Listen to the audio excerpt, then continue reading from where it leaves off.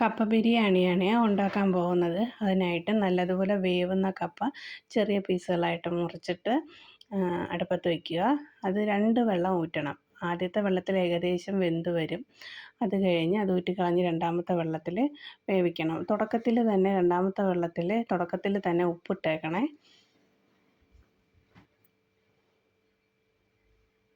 അത് കഴിഞ്ഞിട്ട് ഒരു പാത്രം വെച്ചിട്ട് നമുക്ക് ചിക്കൻ വേവിച്ചെടുക്കുന്നതിനാവശ്യമായ വെളിച്ചെണ്ണ ഒഴിക്കണം. അതിൽ കുറച്ച് കടുക് ഇട്ട് കൊടുക്കണേ.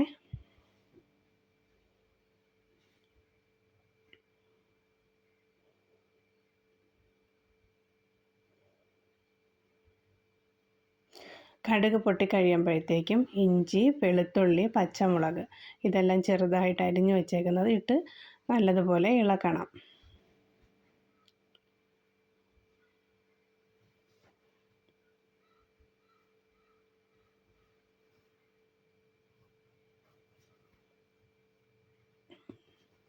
അതിൻ്റെ പച്ചപ്പൊന്ന് മാറുമ്പോഴത്തേക്കും സവാള അരിഞ്ഞു വെച്ചേക്കുന്നത് ഇടണം. കുറച്ച് സവാള മതിയാവും.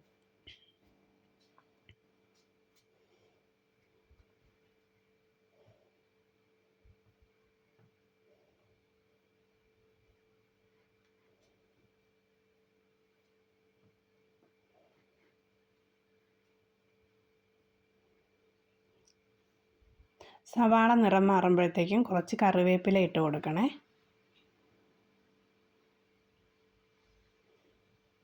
അത് കഴിഞ്ഞിട്ട് മുളക് പൊടി,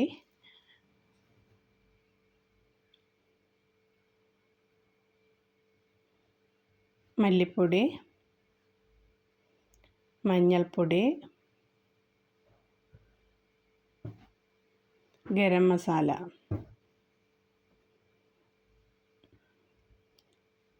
ഇത്രയും ഇട്ട് നല്ലതുപോലെ ഇളക്കണം. കുറച്ച് സമയം ഇളക്കുമ്പോഴത്തേക്കും അതിൻ്റെ ആ പച്ച നിറമൊക്കെ മാറി ഒരു ബ്രൗൺ കളറിലെത്തും.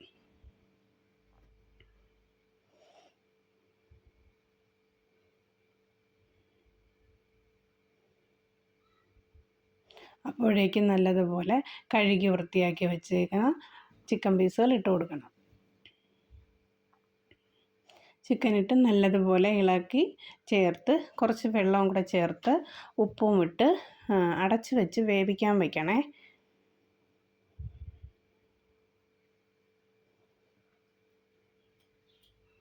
ഇത് വെന്ത് വരുമ്പോഴത്തേക്കും നമുക്ക് കുറച്ച് തേങ്ങ ചിരകിയതെടുത്ത് വറുത്തെടുക്കണം.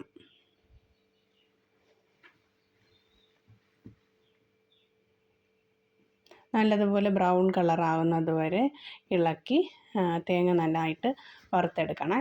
അപ്പോഴത്തേക്കും ചിക്കൻ വെന്ത് കഴിഞ്ഞ് അതിലേക്ക് കപ്പ റെഡിയാക്കി വെച്ചേക്കുന്നത് ഇട്ട് അതിൻ്റെ കൂടെ നമ്മൾ വറുത്ത് വച്ചേക്കുന്ന തേങ്ങയും കൂടി ഇട്ട് നല്ലതുപോലെ ഇളക്കി ചേർത്തെടുക്കണം.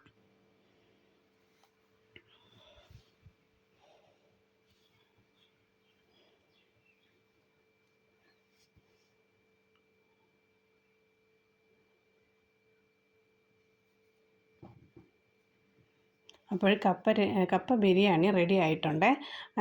ഇതിൽ മുളക് പൊടി കുറച്ചേ ഇടാവൂ. കാര്യം എരി നമ്മൾ സാധാ ചിക്കൻ കറിക്ക് ഇടുന്ന അത്രയും ഇടാൻ പാടില്ല. അപ്പോൾ എരി കൂടിപ്പോവും. അപ്പോൾ ആവശ്യത്തിന് എരിയാണ് ചേർക്കേണ്ടത്. എല്ലാവരും സബ്സ്ക്രൈബ് ചെയ്ത് ഷെയർ ചെയ്ത് ലൈക്ക് ചെയ്ത് സപ്പോർട്ട് ചെയ്യണേ.